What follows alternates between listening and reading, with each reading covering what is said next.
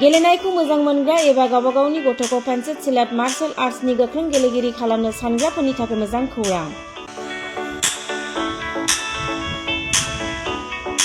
चिरां जिल्लानि Sapaguri pencil slate martial arts एकाडेमियाव मुं थिसननाया सोलिगासिनो। नोंथांमोना नोंथांमोननि गथ'खौ सापागुरि पेन्सिल सिलेट मार्शल आर्ट्सनि एकाडेमियाव मुं थिसननो हागोन। फोरोंनायनि जायगाया जाबाय सापागुरि लावज्रिपारा दगरपारा गेलेग्रा फोथार आरो बेरांगाव हास्रावबारि। मख'जाथाव the Sapaguri pencil slate martial arts एकाडेमिनि सोलोंसाफ्रा गुबुन गुबुन जायगायाव गेलेफैनानै जाफुंसारदों। नोंथांमोनाबो नोंथांनि गथ'खौ Sapaguri pencil slate martial arts एकाडेमियाव मुं थिसननानै पेन्सिल सिलेट मार्शल आर्ट्सनि आखा-फाखा गेलेगिरि खालामदो।